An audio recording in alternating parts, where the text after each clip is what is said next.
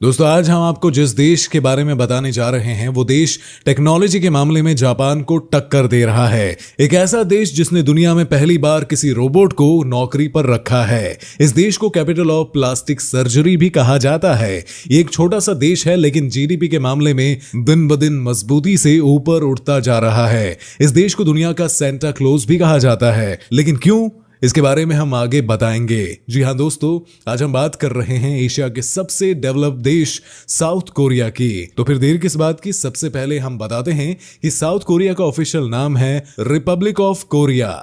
देश की कुल जनसंख्या 5 करोड़ के आसपास है। इस देश के 82% लोग शहरों में रहते हैं जबकि सिर्फ 18% लोग ही गांव में रहते हैं। देश के तीनों तरफ समुद्र है और the land of white morning के रूप में मशहूर साउथ कोरिया के पश्चिम में चीन, पूर्व में जापान और उत्तर में नॉर्थ कोरिया स्थित है। देश की राजधानी सियोल है जिसे देश का टेक्नोलॉजी कैपिटल सिटी भी कहा जाता है। सियोल दुनिया का दूसरा सबसे बड़ा मेट्रोपॉलिटन एरिया है और एक प्रमुख ग्लोबल सिटी फोर्ब्स के मुताबिक करीब 38 बिलियनियर्स के साथ ये दुनिया का 8वां सबसे अमीर शहर है। दोस्तों टेक्नोलॉजी के मामले में साउथ कोरिया ने महारत हासिल की है और अब इस बात का अंदाजा इस बात से लगा सकते हैं कि इस देश ने पहली बार 2012 में कुछ ऐसा किया जो कि आज तक दुनिया ने नहीं देखा है। जी हाँ, इस देश में जेल की सुरक्षा के लिए दुनिया का पहला रोबोट गार्ड बनाया है जो जेल की पहरेदारी करता है। साउथ कोरिया को दुनिया का सेंटा क्लॉज भी कहा जाता है। अब आप सोच रहे होंगे कि भला ऐसा क्यों, तो जान लीजिए हर देश में इस देश से निकला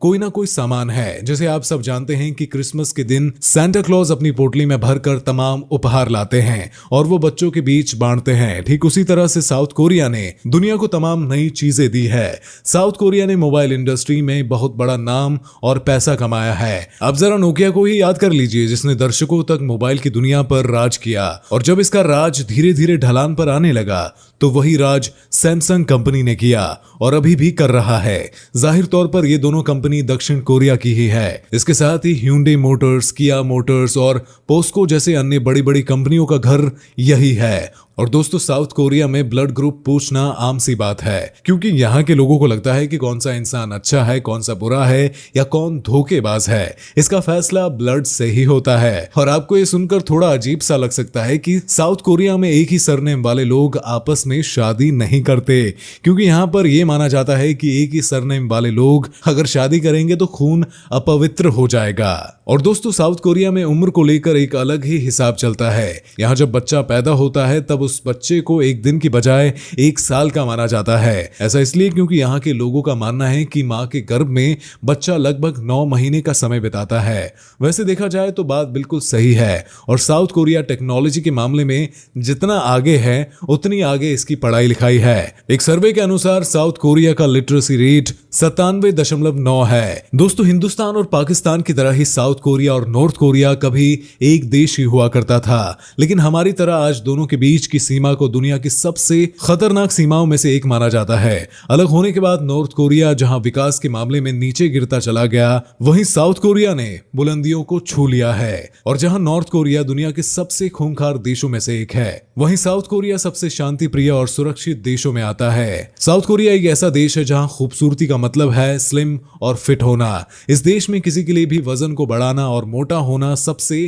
खराब माना जाता है। अगर आप यहाँ रहते हैं और मोटा होते हैं तो राह चलते लोग आपको आलसी बुलाने से भी नहीं चूकेंगे। इसलिए इस देश में आपको एक से बढ़कर एक खूबसूरत चेहरे और शरीर वाली लड़कियां देखने को मिल जाएंगी। साउथ कोरिया के बारे में एक अजीब बात यह है कि यहाँ की महिलाओं से ज्यादा मर्द अपनी खूबसूरती को लेकर चिंतित रहते हैं। वो लाखों रुपए अपनी सुंदरता को निखारने और महंगे महंगे कॉस्मेटिक प्रोडक्ट खरीदने में लगाते हैं। एक आंकड़ों के मुताबिक सबसे ज्यादा प्लास्टिक सर्जरी भी यहाँ के लोग ही करते हैं। साउथ कोरिया ने आज जो मुकाम हासिल किया है वो सिर्फ एक देश के लोगों की कड़ी मेहनत की वजह से मुमकिन हो पाया है। यहाँ का हर एक नागरिक तारीफ के काबिल है क्योंकि वो लोग बहुत ज्यादा मेहनत करते हैं और अपने देश को आगे बढ़ाने के लिए यहाँ के स्टूडेंट सिर्फ 6 घंटे सोते हैं और बाकी समय वो लोग कुछ ना कुछ नया करने की कोशिश करते रहते हैं। इनकी मेहनत वाकई में काबिले तारीफ है। साउथ कोरिया का सब कुछ अलग है, यहाँ तक कि सजा देने का तरीका भी एकदम से अलग है। यहाँ अगर किसी अपराधी को जुर्म की सजा देनी होती है तो इसके लिए फिर से वही जुर्म उससे कराया जाता है। जैसे कि अगर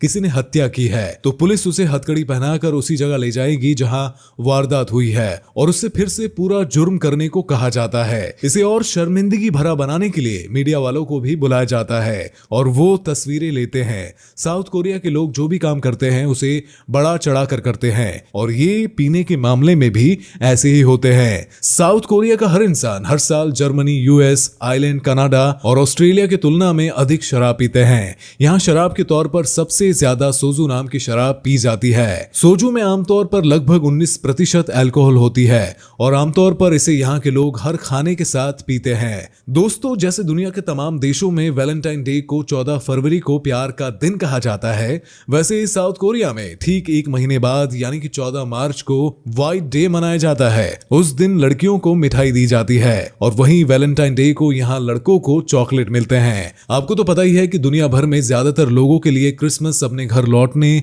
और परिवार के साथ समय बिताने का समय है। दूसरी ओर न्यू ईयर पर आमतौर पर एक पब, क्लब या हाउस पार्टी में दोस्तों के साथ वक्त बिताया जाता है और चारों तरफ पार्टी का माहौल होता है और बहुत से लोग इस दौरान अपना समय यात्रा में निकालते हैं। लेकिन साउथ कोरिया इस मामले में अलग है। कोरियन अपने क्रिसमस के दिन अपने स्पेशल वन के साथ बिताते हैं और वहीं न्यू ईयर अपने परिवार के साथ। तो दोस्तों, ये वीडियो आपको कैसी लगी? अगर आपको ये वीडियो पसंद आई हो तो इस वीडियो को लाइक जरूर कर दे और हमारे चैनल को सब्सक्राइब करके बेल आइकन भी दबा दे।